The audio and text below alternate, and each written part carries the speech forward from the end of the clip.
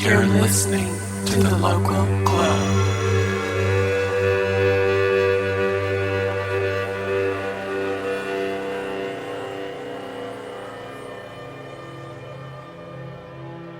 First and foremost, we need to feel.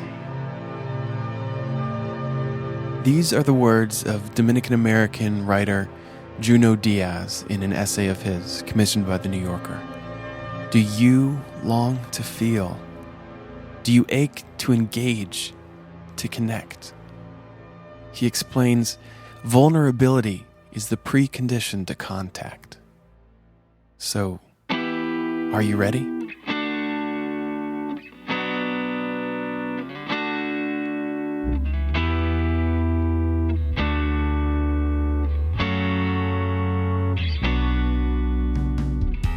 What makes local music and art culture so timeless, immersive, and magnetic is how up close and real it is. Unlike pop culture, this stuff, you can reach out and touch it. You can feel it around you. Nothing is too far away. But do we fabricate our own barriers to make up for this exposure, like curtains around our more intimate bodies? I mean, it's incredible to listen to the stories shared on stage and on paper or through our speakers. You and I, we love being flies on the walls of our local venues. We like to listen through a one-way mirror, so to speak, to our local universe because it is enchanting out there. But what if you had the chance to speak, to share your world this time? I'm Tarek Shahada, and you're listening to The Local Glow. And this week, we've got something a little bit different for you. As I write this, I'm actually on the road with the Champaign/Chicago, Illinois band Terra Terra, helping tour manage for them on the East Coast leg of their summer tour. And while I'm out here, I'm listening for stories. One of the most exciting parts about traveling is seeing new faces, hearing new voices. Nothing makes you feel more human than letting go of your daily routine for a little while and tossing yourself into the hustle and bustle of a new city or community, diving headfirst into a tide of fresh experiences. And while I'm out here, I want to hear from you. The Local Glow is an independent podcast out of Chicago, Illinois about local music culture in the Midwest and beyond. The story of where it's been and where it's going. And right now, we want to hear your side of the story. We're working on developing a series of episodes right now that turns our focus from bands and bookers and backstage to the people and stories going on in front of the stage, between the headphones, in the day-to-day. We're collecting stories from showgoers, listeners, and singers along, whose lives have been touched and impacted by the music and art being generated and shared by their community, whatever that looks like. So I want to hear from you, the diehard fan who doesn't miss a show because hip-hop has kept your heart beating, and you, the rebellious punk who found true love in the mosh pit. I want to hear from the teen who found the courage to step up and face their demons in the whispered lines of a spoken word poet, and the family whose memories of loved ones and years gone by live on in the bars of an old refrain.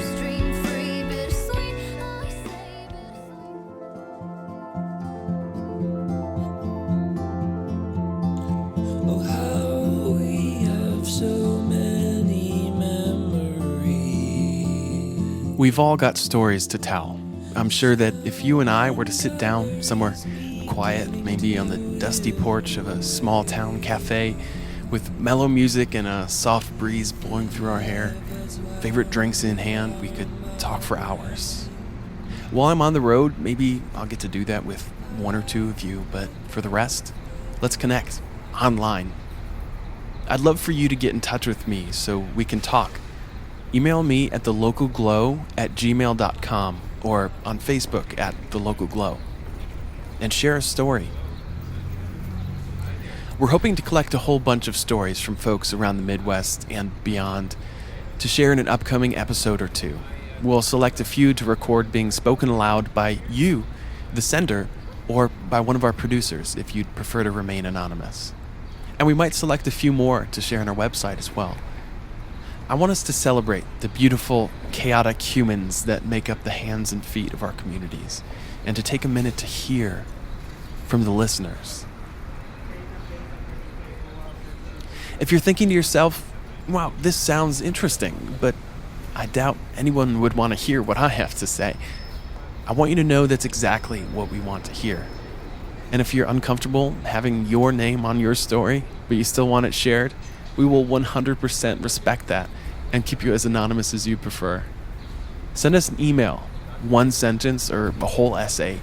Whatever there is to say, I want you to say it. And to show you that it's not so scary to share your story with the faceless world of podcast listeners, I'll share a piece of my own experience being touched by local music.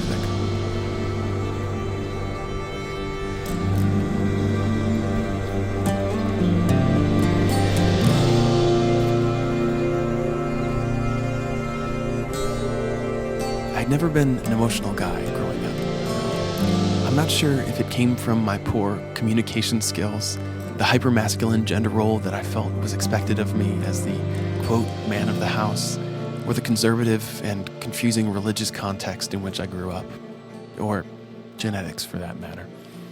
But when it came to communicating feelings, I just sucked. I sucked at it, and consequently, I just kept things to myself. And nothing could break my poker face. I remember hearing about tragedy and wishing that I could experience the reactions that my siblings experienced. To feel that bittersweet tinge of sadness and empathy that connects us humans. And watching heartbreaking movies, I would long for just one tear to well up in my eye so I could feel the soft, cool stream roll down and hydrate my cheeks that had been so dry for years.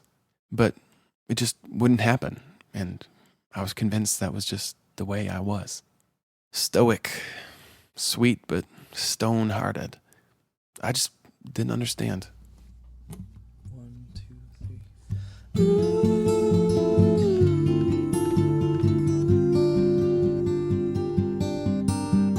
3. A few years back, I want to say spring 2014, my eldest sister shared with me an obscure indie band she had stumbled upon just days before.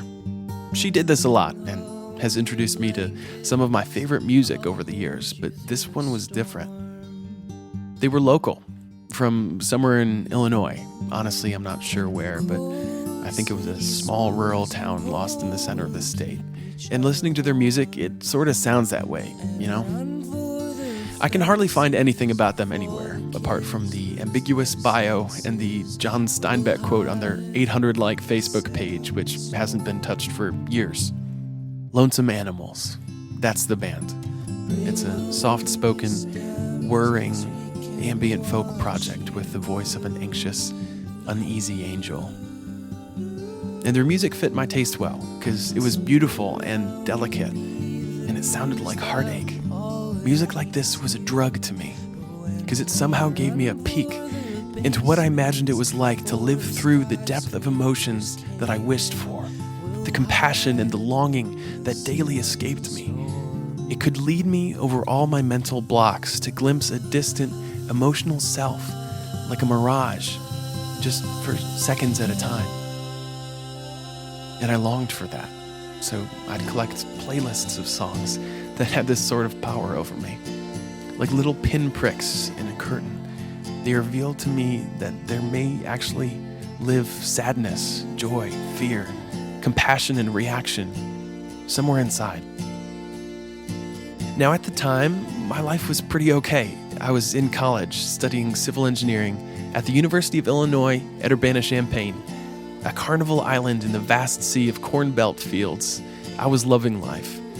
I had everything I could need, plenty of friends, daily buffets at the dining halls, and more fun and exciting events each week than I could ever go to.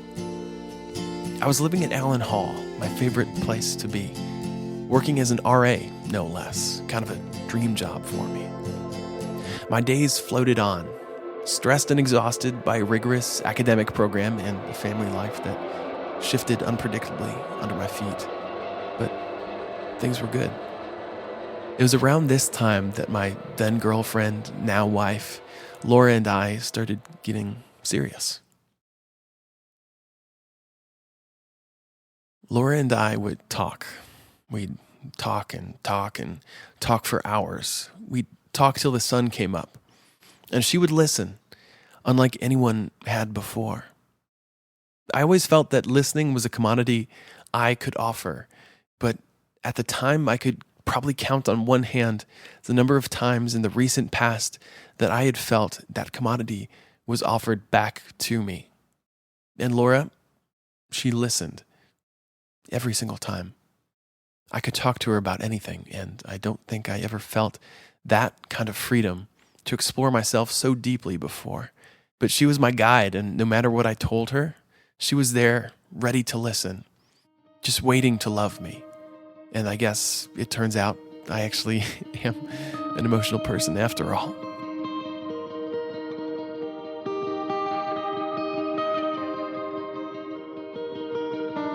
And maybe I talked too much, too quickly.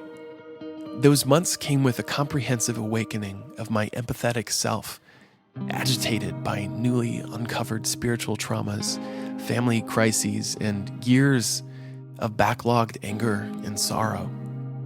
That season brought a deluge of depressive thoughts that left me reeling as I came nose to nose, basically for the first time, with a world full of disappointment, animosity, and turmoil.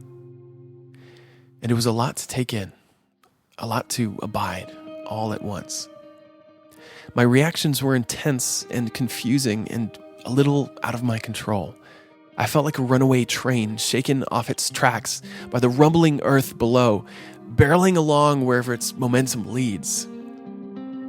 I spent days at a time in bed or on my dorm room floor, racking my mind for a reason to get up and move, or a reason to eat something, anything. I'd wait all day for Laura to finish her work and to be able to come be with me and guide and protect me through my long, arduous night.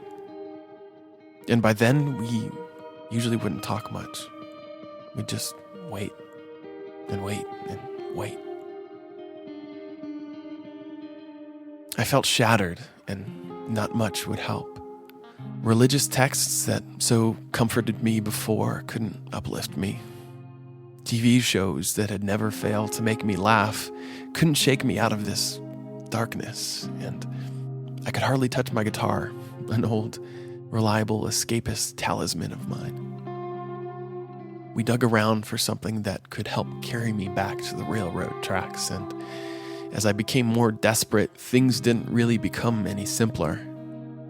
I tried journaling, sometimes to help me think, but it was hard to get anything out. I'd sit at my desk, pen limp and ineffective in my shivering hand as teardrops scrawled their own desperate missives onto the pages. Until one overcast and starved afternoon, I pressed play on a pensive and melancholic playlist that I'd been compiling over the years of songs that had given me a pinhole view into the soft, visceral space inside my chest. A playlist I had titled The Quiet.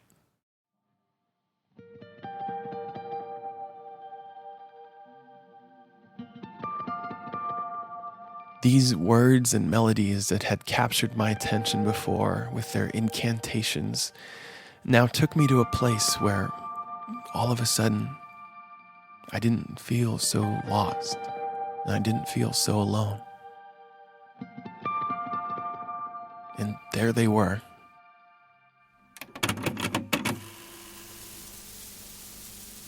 Lonesome Animals. Their self-titled EP, like anointing oils poured through my headphones and over my body. These neighbors of mine sang for me songs of their own grief, of their own pangs for a listening ear. That day, their words reached out and grabbed my hand. And I don't know how or why, but it made more sense than anything had in weeks. It stole my attention, and it tore the curtain surrounding my heart and bathed me in its soft light. I am still here, she sang. Come back down. And as each song played through, I slowly dissolved into the sound. Before long, I had vanished from the room altogether, and only my pen remained, earnestly scratching stories of my anguish and feeling misplaced on a page now stained with bitter water. But this music, before my only pried insight into what it was to feel sadness, enmity, and dread, the pages of my plagiarized affection somehow spoke through my thick skin to explain that this new and overwhelming season wasn't my last stop on this course, and that the language I had for years longed to speak, the fervor I had searched for in the bleeding tones of heartache music, was still ahead.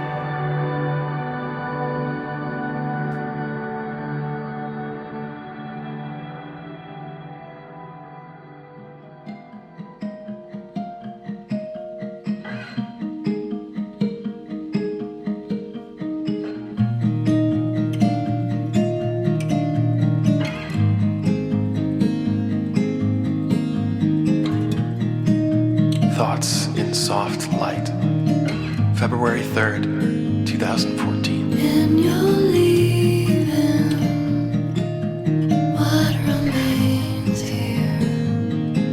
Hear the hollow Think about giving in to the crazy. and the threadbare. It's not losing it that's exhausting, but holding on to it. If I were just to let go of being normal, think of all the weight that would fall off my shoulders. If every day that I'm in my right mind is a day of fighting to stay in control, maybe letting it go would be the best option. Alone with God in my art. Seceded from whatever culture is. Stepping back from what I've been tempted and encouraged out to. Pulling back to the dark, quiet cave that I think about when I close my eyes, like a first home. I seem sometimes to wish that I'd never fallen in love with anyone or anything, because how could I ever let go? But in between, it seems that nothing has any charm. So, what am I doing? I like the idea of watching myself from the third person as if I were a glowing 3D television screen, so I can enjoy and see, but not have to feel it. I've lived like that at times, haven't I? So when I need to put on myself, it feels like too much. To experience the strengths and the forces of a heart of flesh, I'm feeling its weight. God, please help me bear it. Sometimes I think, is Laura another god or art? Or a replacement god or art? Is she something new that I can't understand? Maybe she's more than an analyzing mind can contain, opening new space for God.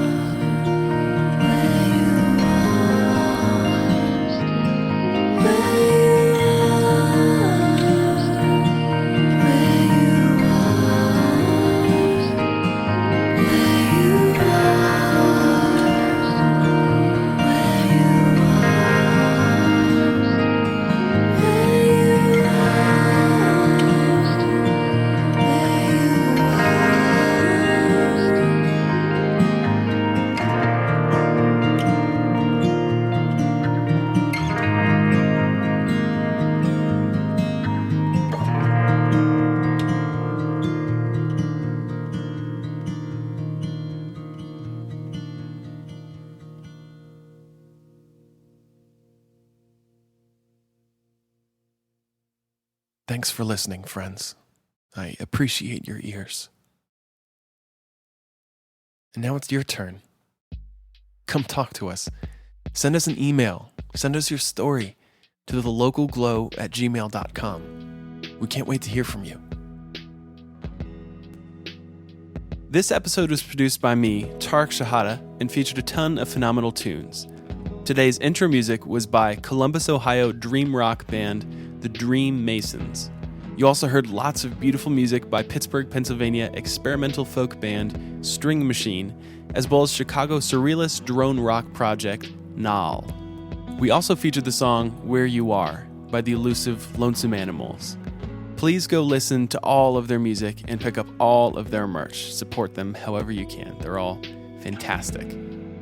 And Lonesome Animals, if you're out there somewhere and you hear this, please get in touch. I would absolutely love to meet you. It would just make my year. Want an easy way to support The Local Glow? We've got just the thing, folks. Please go on iTunes, the Apple Podcasts app, or Stitcher, find us, and rate and review us. It really, really helps us connect to new listeners and gives us momentum on the podcast charts. We would greatly appreciate your time. And while you're at it, be sure to like us on Facebook and share this episode with your friends. If you feel like taking your support of the podcast to the next level, consider supporting us through Patreon at patreon.com/thelocalglow. And of course, don't forget to send us your stories. The email is thelocalglow@gmail.com. Do you know someone who may have a cool story to share as well? Feel free to tell them about this opportunity. The more, the merrier. Thanks for hanging out, friends.